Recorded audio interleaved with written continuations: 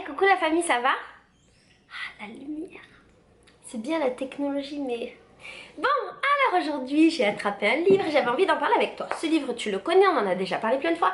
Et il s'appelle Les 75 lois de Fox. Fox, c'est un mec, un Américain qui a écrit beaucoup de livres sur l'organisation et l'entrepreneuriat notamment. Et en fait, premièrement, et deuxièmement, c'est un livre qui est ultra connu. J'ai fait des idées de vidéos que j'avais écrit un jour là. C'est un livre qui est ultra connu.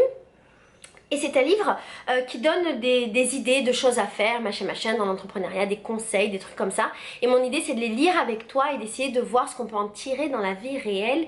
Et surtout de t'en parler comme ça, en direct, sans y avoir réfléchi avant. Alors, on va essayer de trouver un truc qui vaille la peine ensemble. J'ai ouvert... On va lire celui-là, je sais pas ce que ça va donner, ok? On va lire celui-là. Ce conseil-là s'appelle « Soyez prêts à rendre service ». Je vais lire le conseil avec toi. Je vais te dire ce que j'en pense. Toi, essaye de voir également ce que tu en penses. Et après, la vie sera belle? Je sais pas, j'ai pas de « et » après. Alors, tous les ouvrages de management vous diront le contraire. Ils vous affirmeront de répondre oui et de vous faire... Déjà, il faut savoir lire. Donc, tous les ouvrages de management vous diront le contraire. Ils vous affirmeront de répondre oui. Que répondre, c'est ça qui me manquait, un mot. Que répondre oui vous fait perdre le contrôle de votre emploi du temps. Ça, c'est... D'abord, je lis un propos. Cependant, si c'est un gros bonnet qui vous demande un service, répondez-lui toujours que vous devriez pouvoir faire ça. Même s'il s'agit d'arroser les plantes, faites-le. Écoutez bien ce que votre supérieur vous demande. Il est peut-être en train de vous suggérer une mauvaise solution à un vrai problème. Quoi qu'il en soit, une seule chose lui importe, résoudre ce dernier. Évaluez la solution proposée. Voyez si elle correspond au problème. Si tel n'est pas le cas, trouvez-en une autre et faites le vrai boulot. Quelle que soit la demande, donnez toujours plus, plutôt que prévu, et ajoutez une petite touche d'innovation personnelle. Ceux qui font le vrai travail, c'est ceux qui décrochent toujours les meilleurs jobs. Alors, il y a plein de choses là-dedans. C'est vraiment très entrepreneuriat aujourd'hui. Ok. Alors, ils disent donc tous les ouvrages de management vous diront le contraire. Ils affirmeront de répondre oui. Que répondre oui vous fait perdre le contrôle de votre emploi de temps. Ça, c'est pas faux. En fait, on te dit souvent que tu peux pas tout accepter, tu peux pas tout faire, et quand on te demande des trucs, il faut savoir dire non. Donc lui, il prend le parti de dire l'inverse, que non, il faut toujours dire oui. Ok. Mais ce qu'il veut dire, en fait, lui, c'est que généralement, il faut dire non, sauf si c'est genre ton patron qui te demande de faire les trucs. Ok.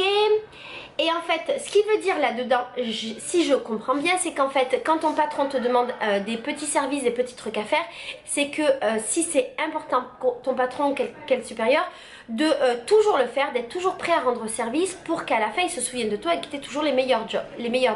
Et donc, il conclut sur ça, ceux qui font le vrai travail sont ceux qui décrochent les meilleurs jobs. Et à mon avis, ce qu'il appelle vrai travail, ça doit être ce qu'on te demande, les trucs chiants.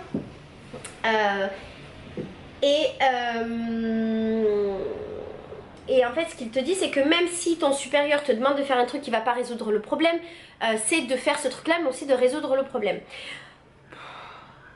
Bon, je sais pas, tu vois. Je pense qu'effectivement, dans le cadre d'une entreprise, j'ai pas une énorme expérience.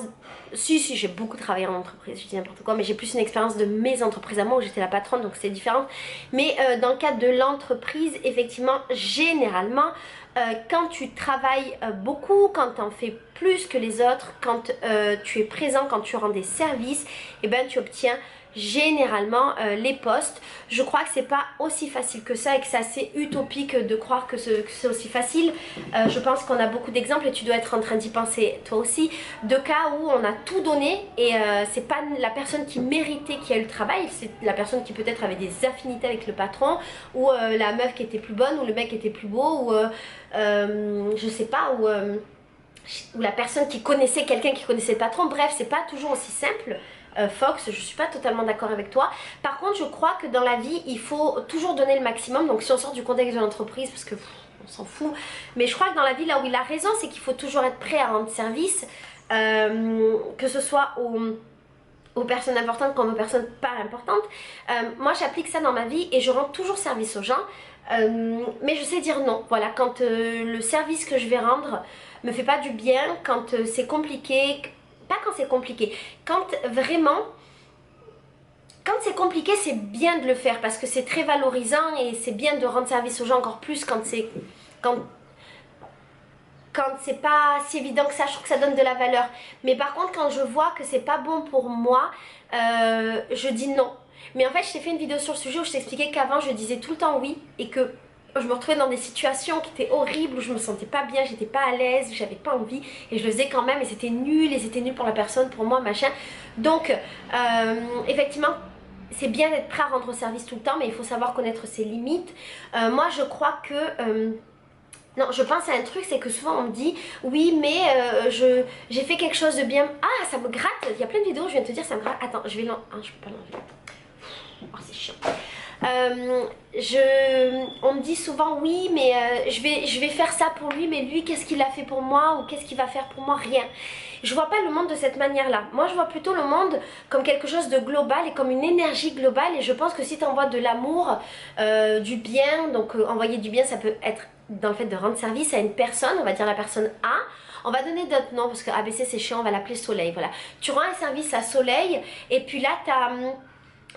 Soleil il va rendre un service à Étoile mais il va pas te rendre un service à toi et puis un jour Étoile va te rendre un service à toi alors que t'avais besoin et je vois comme une énergie qui a traversé entre le soleil et les étoiles pour arriver jusqu'à toi. Oh c'est joli, je vois ça comme une énergie qui a traversé et du coup j'ai pas de problème à rendre des services à des personnes qui pourront jamais me rendre service parce que je sais que tôt ou tard ça reviendra à moi. Ça me fait penser par exemple au film que tout le monde a dû voir dans la vie et je sais absolument pas comment il s'appelle, où on devait faire 3 choses bien pour les gens je crois et ces 3 personnes devaient faire 3 choses bien pour les gens, nanana, et à la fin le petit garçon meurt. Désolée si j'ai spolié mais ça fait 20 ans qu'il est sorti ce film, alors si tu l'as pas vu c'est pas de ma faute. Bref. Et au final, la moralité de l'histoire, c'est que le bien que tu avais fait pour les personnes soleil, et ben elle avait rendu aux personnes étoiles et à un moment donné, c'était revenu chez toi et c'est juste comme ça. Voilà, c'est juste cette énergie-là. Ça n'a rien à voir avec ce qu'il a dit parce qu'en vrai, on s'en balèque de faire tout ce que dit son patron. En fait... voilà. Est-ce que la vie c'est ça? Est-ce que la vie c'est devoir tout faire pour un patron et faire que travailler pour satisfaire un patron pour qu'éventuellement il nous donne un travail meilleur, pour travailler plus pour lui, gagner plus d'argent pour lui? Je suis pas sûre mais ça c'est ma vision de la vie. Donc on s'en fout de cette vision là. Je vais juste la relire un petit peu pour qu'on conclue sur ça. Aïe! Pardon, mais je conclurai plutôt sur le truc de rends service à des soleils et des étoiles te le rendront en retour. Alors, c'était le numéro 30. Soyez toujours prêts à rendre service. Voilà, on est bien, on conclut sur ça. Je te fais des bisous, à bientôt pour une nouvelle vidéo où je serai d'accord ou pas d'accord avec ce livre d'organisation à l'américaine. Bisous, bisous, dis-moi dans les commentaires, toi, ce que tu penses de ce truc-là. Bisous, ciao.